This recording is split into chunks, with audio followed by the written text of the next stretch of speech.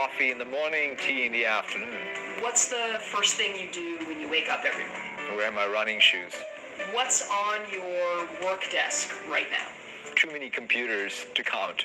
What's on your smartphone home screen? The number one icon, Wonderlist. Comic Sans. Good or bad font? Good font. Favorite workday time waster? Cortana jokes. Favorite personal possession? A cricket bat signed by Sachin Tendulkar. Would you rather go to a Clippers game with Steve Ballmer or play bridge with Bill Gates? I think I'll go to a Clippers game with Steve Ballmer.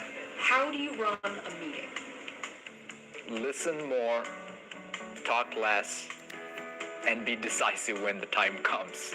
The one trait that I look for in new hires is? Do they create clarity? Do they create energy? If you could explain cricket rules to someone in the U.S., what's the one thing you would tell them? It's impossible. Who's been the greatest influence on you? My parents. My dad is an economist, leftist, Marxist. My mom was a Sanskrit drama professor. They could hardly agree on anything, so therefore it gave me the room to form my own opinions. But they had great values, and that helped.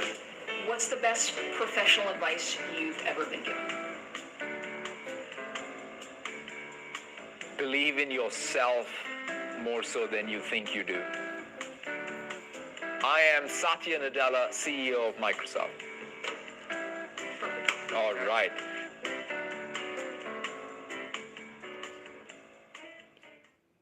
A man got lost in a desert and had exhausted all the water he had carried a couple of days ago. He knew for sure that if he didn't get some water, he would certainly die. Although completely exhausted energy, he gave up out of exhaustion and frustration and sat down thinking, maybe I'm destined to die out of thirst today. And then a second ray of hope. He noticed a bottle in one corner of the hut. It was filled with water and corked up to prevent evaporation. He uncorked the bottle, and as he was just about to devour the life-giving water, he noticed a piece of paper attached to it. The handwritten message read, "Use this water to start the pump. Don't forget to fill the bottle when you're done."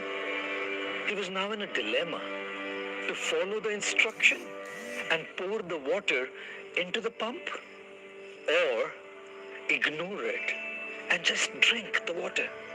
What if you put the water into the pump and it didn't work? But then maybe the instruction was correct. Should he risk it? If it turned out to be false, he would be throwing away the last water he would ever save. Have you ever been in a situation like this, where there are only two options? Uncertainty about which one will work. What will you do? Which one will you choose? Well, you have to choose one and be willing to bear the consequences that it brings. Many people don't decide because they're fearful of the consequences, and they continue to remain confused in their life. The man decided to take a leap of faith. Hands trembling, he poured the water into the pump, closed his eyes, said a prayer.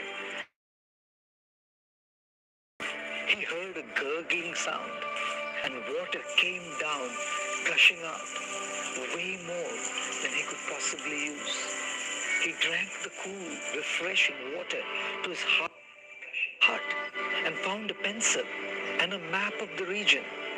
The map showed that he was still far away from civilization, but at least now he knew where he was and in which direction to go next.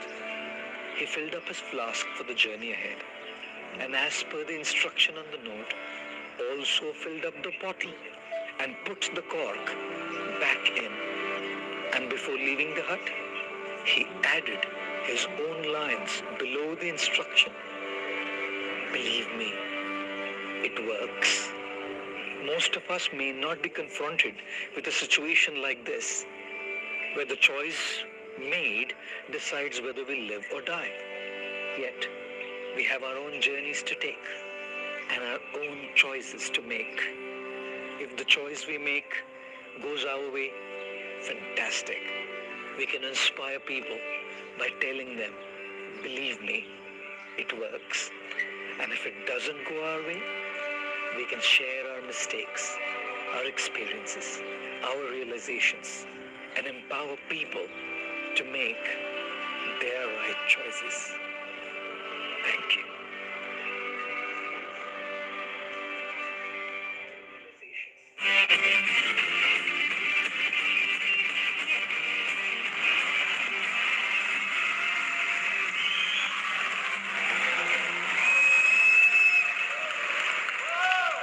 Good morning.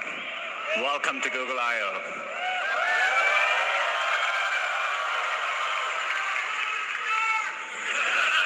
I love you guys too.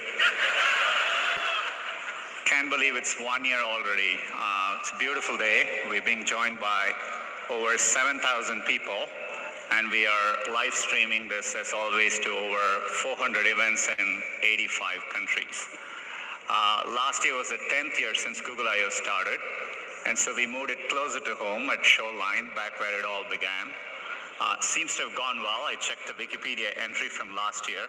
There were some mentions of sunburn, so we have plenty of sunscreen all around. It's on us. Use it liberally.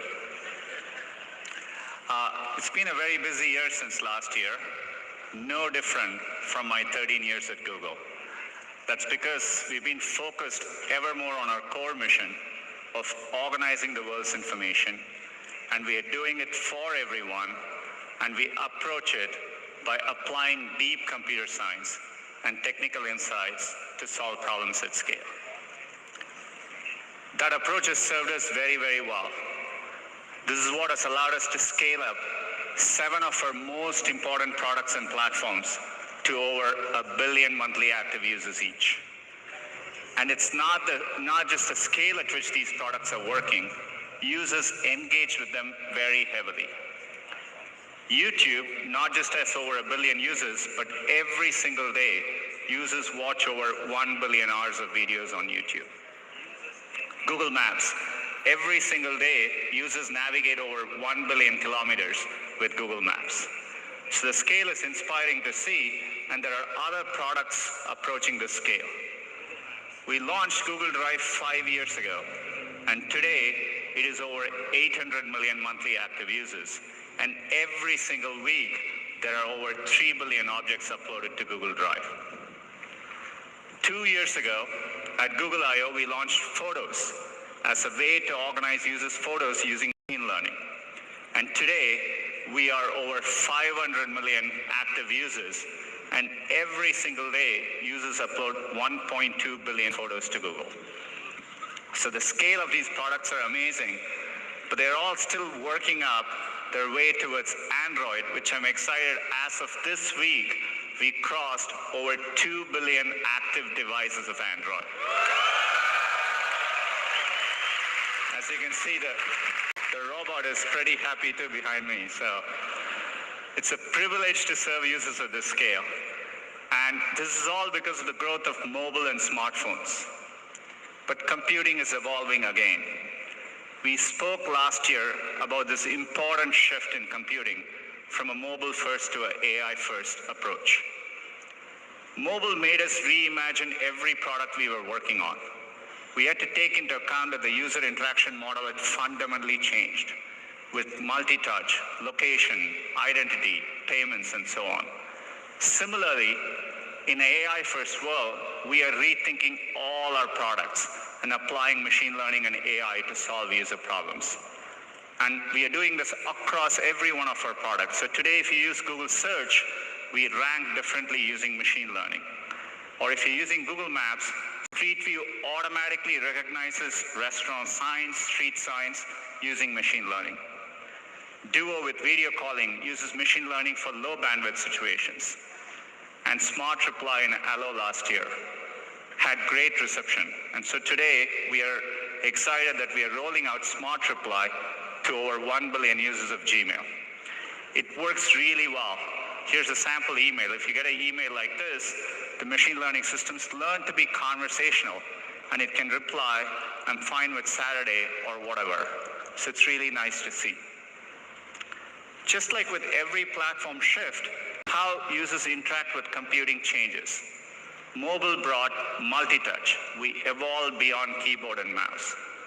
Similarly, we now have voice and vision as two new important modalities for computing. Humans are interacting with computing in more natural and immersive ways. Let's start with voice. We've been using voice as an input across many of our products. That's because computers are getting much better at understanding speech. We've had significant breakthroughs, but the pace, even since last year, has been pretty amazing to see. Our word error rate continues to improve, even in very noisy environments. This is why, if you speak to Google on your phone or Google Home, we can pick up your voice accurately, even in noisy environments. When we were shipping Google Home, we had originally planned to include 8 microphones so that we could accurately locate the source of where the user was speaking from. But thanks to deep learning, we use a technique called neural beamforming. We were able to ship it with just 2 microphones and achieve the same quality. Deep learning is what allowed us about 2 weeks ago to announce support for multiple users in Google Home, so that we can recognize up to 6 people in your house and personalize the experience for each and every one. So voice is becoming an important modality in our products. The same thing is happening with vision. Similar to speech, we are seeing great improvements in computer vision. So when we look at a picture like this, we are able to understand the attributes behind the picture. We realize it's your boy in a birthday party. There was cake and family involved, and your boy was happy. So we can understand all that better now. And